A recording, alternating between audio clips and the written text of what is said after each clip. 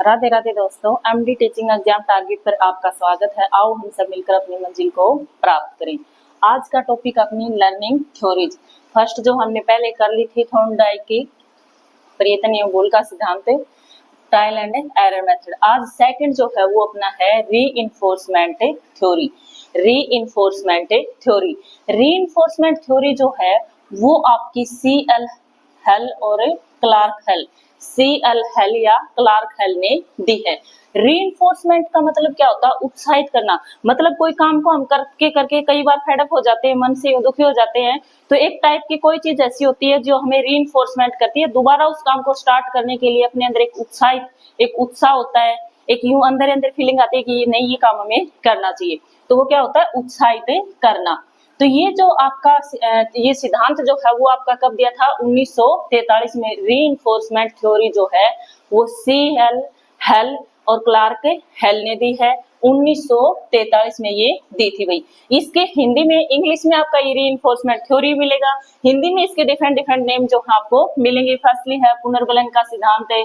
पुनर्बलन का सिद्धांत है मतलब कोई काम हम कर रहे हैं तो उसको दोबारा से, कई बार कोई फेलियर अपनी हो जाती है तो उससे हमें रिकवर करने के लिए, दोबारा से उठने के लिए हमें एक फोर्समेंट की, दोबारा से उस जज्बे की, उत्साह की जरूरत होती है।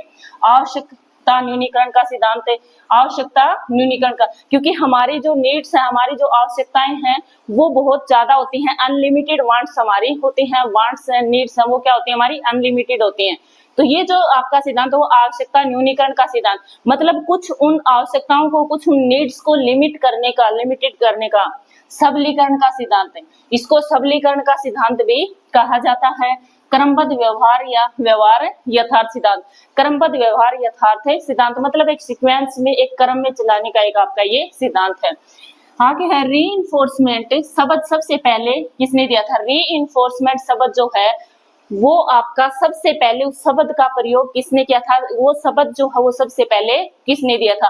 वैसे रीइंफोर्समेंट की थ्योरी के लिए बोला जाए तो वो आपका CL हेल या क्लार्क हेल है, लेकिन इस रीइंफोर्समेंट शब्द का सबसे पहले प्रयोग किया था तो वो आपका कौन है? थॉर्नडाइक। ये चीज ध्यान रख लेना भाई।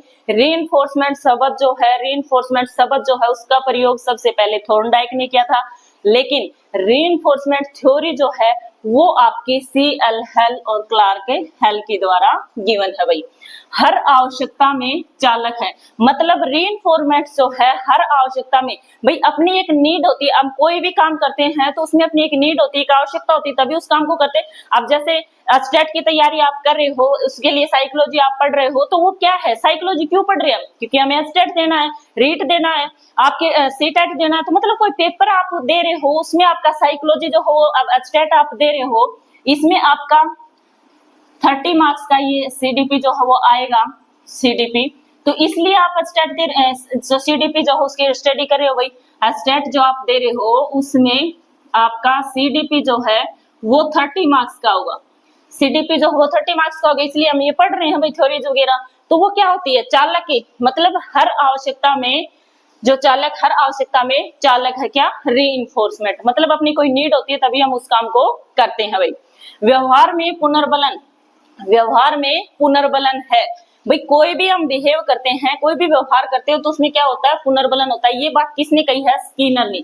व्यवहार में पुनर्बलन होता है, ये किसने कहा है? स्किनर ने। अधिगम में हमेशा आवश्यकता होनी चाहिए, मतलब अधिगम क्या होता है? लर्निंग। अधिगम क्या होता है? लर्निंग। लर्निंग में, लर्निंग मतलब कुछ भी हम पढ़ रहे हैं, कोई भी हम तैयारी कर रहे हैं तो उसमें क्या होनी चाहिए? अधिगम में हमें आवश्यकता होनी चाहिए, मतलब कोई ना कोई नीड्स है हमारी, कोई ना कोई वांट्स है, हम कुछ ना कुछ चाहते हैं तभी तो हम उसको स्टडी कर रहे हैं। अब ये जो आपकी साइकोलॉजी है, मैथ है, जीके है, हिंदी है, रीजनिंग है, अपना सब्जेक्ट है, जो आप हर एक सब्जेक्ट पढ़ रहे हो वो अपनी नीड है, स्टेट क्वालिफाई कर रहा है, इसलिए हम ये चीजें पढ़ रहे हैं।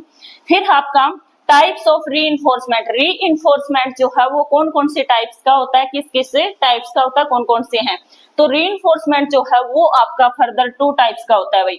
रीइंफोर्समेंट जो है, पुनर्बलन जो है वो आपका 2 टाइप्स का होता है। एक तो होता है पॉजिटिव रीइंफोर्समेंट और एक होता है नेगेटिव रीइंफोर्समेंट। एक तो होता है पॉजिटिव रीइंफोर्समेंट और एक होता है नेगेटिव रीइंफोर्समेंट। पॉजिटिव रीइंफोर्समेंट जो है वो आपका फर्दर 2 सब पार्ट्स होते हैं आपके। पॉजिटिव रीइंफोर्समेंट जो है उसके फर्दर 2 सब पार्ट्स होते हैं। फर्स्टली आपका प्राइमरी रीइंफोर्समेंट।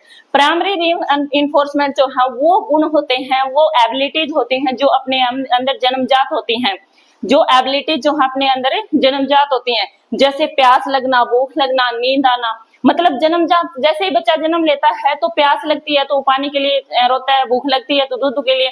तो इस प्रकार से कुछ गुण जो है वो अपने क्या होते हैं, जन्मजात होते हैं। भाई भूख लगती है तो हमें महसूस होती है कि भूख लगी, प्यास लगी है तो हमें महसूस होती है, इसलिए हमें भूख प्यास नींद भी महसूस होती है, तभी तो वो काम करते हैं। तो वो क्या है आपके प्राइमरी रीइंफोर्समेंट, मतलब जन्मजात वो आपके हैं।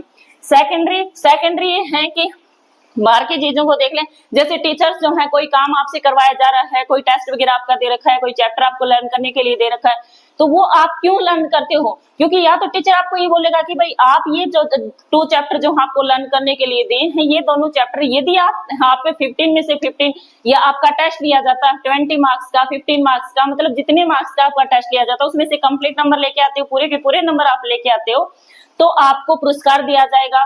यदि आपने प्रॉपर तरीके से चैप्टर अच्छे से प्रिपेयर नहीं किए तो आपको दंड दिया जाएगा।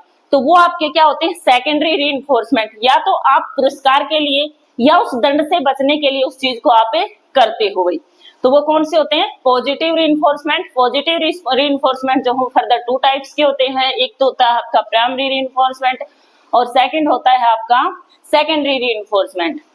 नेक्स्ट आपका नेगेटिव रीइंफोर्समेंट, मतलब विपरीत स्थिति जो है, अपने खिलाफ कोई स्थिति है, अपने विपरीत जो कोई स्थिति है, सिचुएशन है, उसको दूर किया जाता है। उससे कैसे सोल्व आउट किया जाता है, इसके लिए जो आपका क्या होता है, नेगेटिव रीइंफोर्समेंट। मतलब कोई विपरीत स्थिति आपकी है, उसको कैसे सोल्व आउट करना है, कैसे क्या करना है। मान लो आपके स्टेट की तैयारी कर रहे हो, तो कोई बच्चा ऐसा है जिसका मैथ वीक है, तो मैथ आपका 10 मार्क्स का आ रहा है, तो उसके लिए क्या करना कि उसको 10 मार्क्स के अकॉर्डिंग कौन कौन से टॉपिक हैं जिनसे वो कम से कम 6-7 नंबर 5-6 नंबर जो कवर अप कर ले, तो वो चैप्टर अपने कर लेगा। तो इसके अकॉर्डिंग क्या होगा कि विपरीत स्थिति है, विपरीत है, वो सब्जेक्ट में आपका इंटरेस्ट नहीं, वो सब्जेक्ट आपको आता नहीं है, फिर भी आप उसमें कोशिश करके 5-6 नंबर तक की स्कोरिंग आप उसमें करते हो, तो वो क्या होता है कि नेगेटिव रीइंफोर्समेंट। तो इस टाइप से ये अपना सेकंड जो था रीइंफोर्समेंट थ्योरी जो थी सीएल हेल और क्लार्क हेल की, ये अपनी कंप्लीट होती है। ये अपने नोट्स वगैरह प्रॉपर तैयार कर लेना। और इसकी बुक थी भाई सीएल हेल की principle of A behaviour, principle of A behaviour जो है इसकी बुक है। तो इस प्रकार से यहाँ पे लर्न कर लेना। यदि ये लेक्चर आपको अच्छा लगा है तो प्लीज चैनल को लाइक शेयर एंड सब्सक्राइब कर देना। धन्यवाद।